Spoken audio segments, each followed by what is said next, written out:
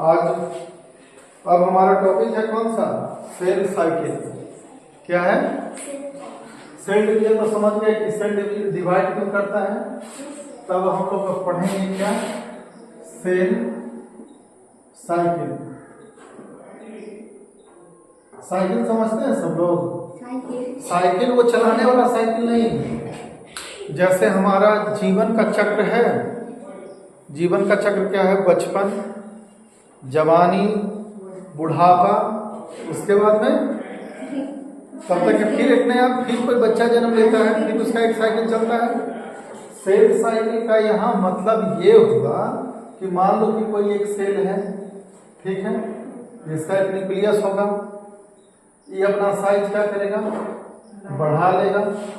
बढ़ाने के बाद इसमें कंट्रोल नहीं होगा तो एक सेल से कितना बन गया? दो सेल बन गया। ठीक है। तो देखिए पहले कोई एक सेल है, उसके बाद ये दूसरा सेल बना। ठीक है। तो प्री एग्जिस्टिंग सेल से नए सेल तक के बनने का जो एक चक्र चलेगा। जैसे मान लो कि ये कोई एक सेल है, ठीक है, इसका न्यूक्लियस साइटोप्लाज्म है। इसी से एक क्या होगा? एक नया क्या बनेगा? सेल बनेगा। तो एक साइकिल जैसा दिखाई दिया, यानी फॉर्मेशन ऑफ न्यू सेल्स। ये हो गया कौन सा? New sales. न्यू सेल्स को हम लोग और भी बोलते हैं डॉटर सेल। क्या बोलते हैं इसको? डॉटर सेल बोलते हैं। ठीक है। और जो पहले से ओल्ड सेल है इसको बोलते हैं pre existing cell. Pre existing cell, pre existing cell, समझ गए ना?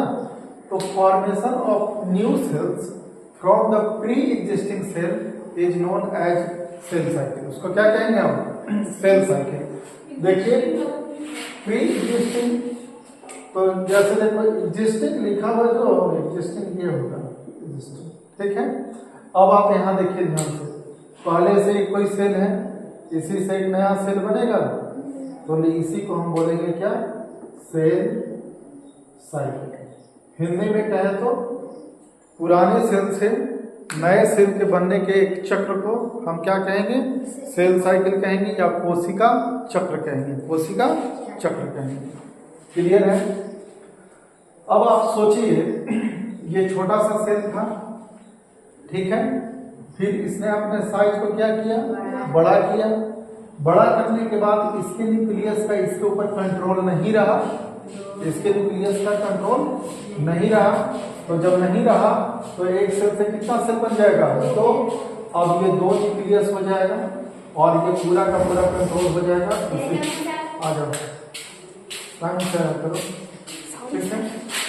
ये समझ गए? Formation of new cell from the pre existing cell. ठीक। अब आप यहां समझिए इस बात को, कुछ तो टाइम लिया होगा पहले वाले सेल से नए सेल्स बनने में। समझ गए? तो जो टाइम जो लेगा उसको हम बांटते हैं दो फेज में। एक होता है कौन सा? इंटरफेज। एक होता है कौन सा? इंटरफेज होता है। और दूसरा होता है माइटोटिक फेज। कौन सा? Mitotic phase. इंटरफेज और सेकंड हो गया कौन सा? Mitotic phase. क्लियर है सबको? एकाएक तो होगा नहीं। तो देखिए जब ये तैयारी करता है, जब ये तैयारी किया सेल को डिवाइड करने का, तो ये इस तैयारी तक के टाइम को कहेंगे इंटरफेज। समझ गए? और जब ये डिवीजन होना शुरू हो गया तब ये कहलाएगा क्या? Mitotic phase. क्लियर हो गया? Mitotic phase. आपने अभी तक ये क्या समझा है? सेल साइकिल क्या होता है? पुराने सेल से यानी पहले वाले सेल से नए सेल्स के बनने तक के जो पीरियड है वो कहलाएगा सेल साइकिल। इसको हम ऐसे भी दिखा सकते हैं कि पहले से सेल है, पूरा का पूरा एक चक्र चला, यहाँ तक फिर से पहुंचा, तो क्या कहलाएगा? Cell cycle. सेल डिवाइड करने से पहले तैयारी करता है सेल डिवीजन होने के लिए।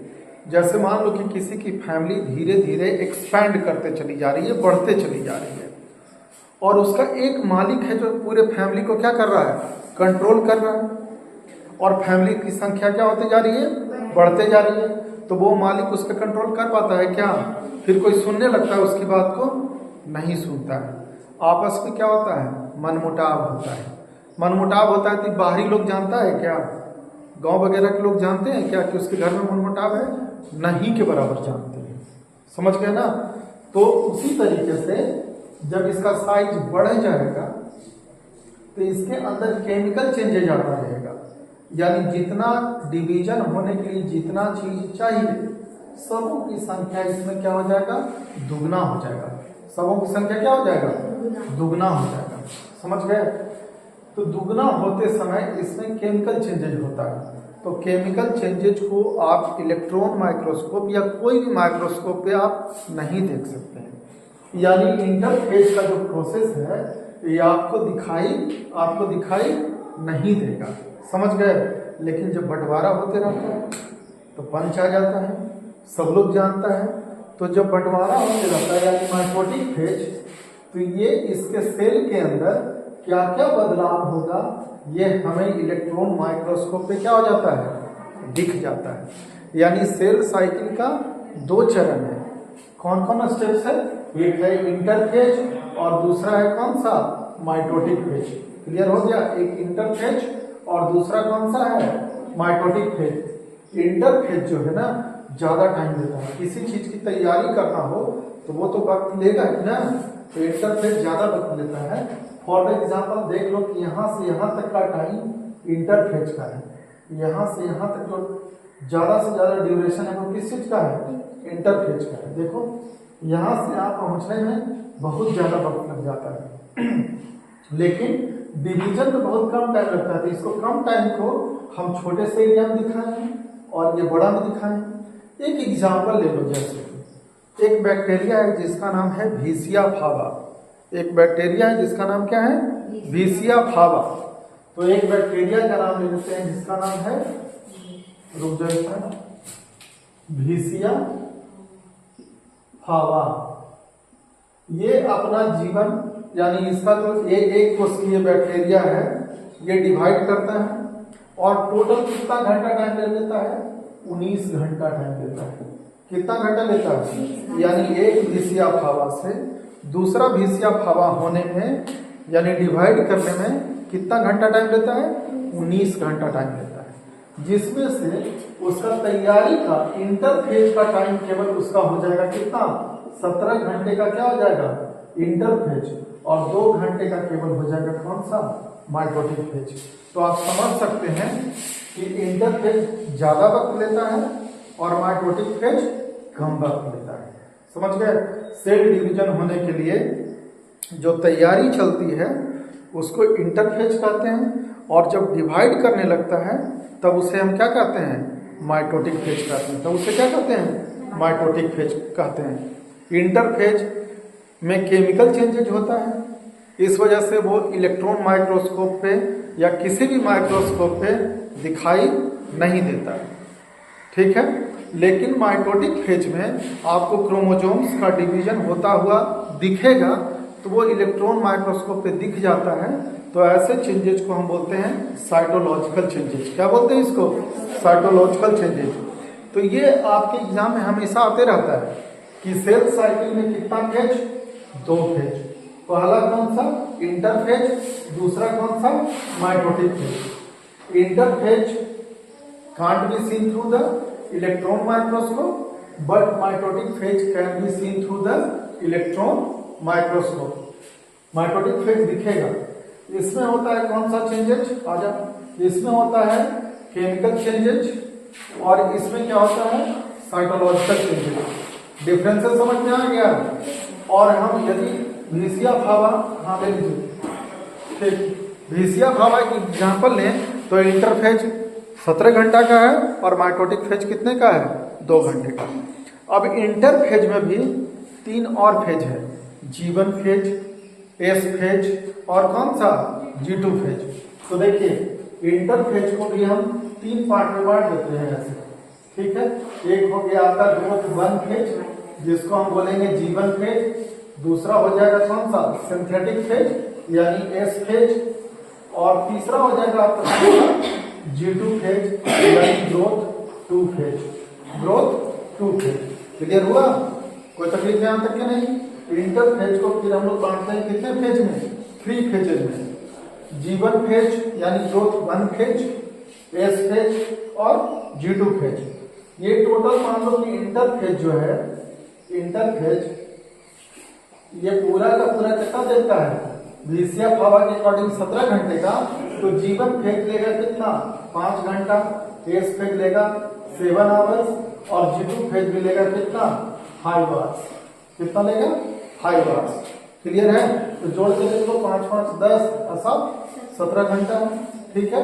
अब और आगे सोचो, जो G1 फेज है, हम बता रहे थे कि G1 फेज हो चाहे S फेज हो या G2 फेज हो, इसमें केमिकल का सिंथेसिस होता है। किसका सिंथेसिस होता है? केमिकल्स का सिंथेसिस होता है।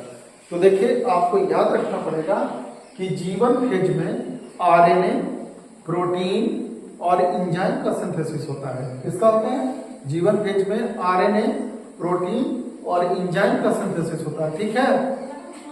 S फेज में DNA का सिंथेसिस होता है। S फेज में किसका होता है? DNA का। RNA भी केमिकल है, DNA भी केमिकल है, इसको न्यूक्लियोटाइड बोलते हैं। DNA या RNA 3 चीज से मिलकर के बना होता है। शुगर हो गया, नाइट्रोजिनस बेसेज हो गया एंड फॉस्फेट हो गया। समझ गए? अब डिपेंड करता है कि RNA कब कहेंगे और DNA कब कहेंगे।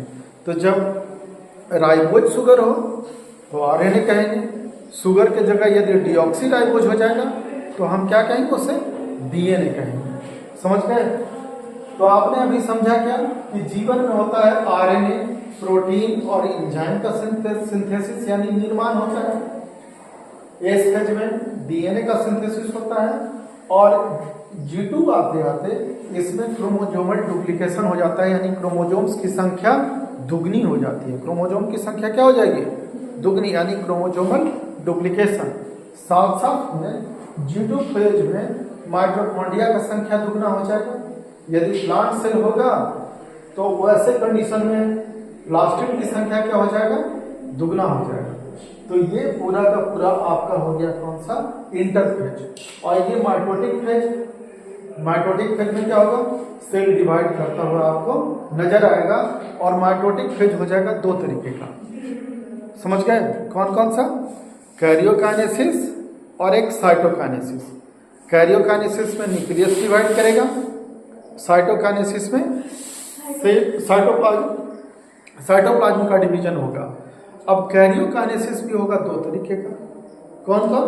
माइटोसिस और दूसरा कौन सा? मियोसिस। इतना आप नोट कर लीजिए, तब बारी बारी से आपको लिखवाते हैं कि जीवन में क्या होगा, S में क्या होगा और G2 में क्या होगा। ये पूरा आप इस तरीके से इसको यहाँ से ये, फिर ये अलग एग्जाम्पल यहाँ कौन हो गया आपका? VCF हवा, जिसका लाइफ साइकिल कितने घंटे का है? 19 घंटे का है। नोट कर लीजिए।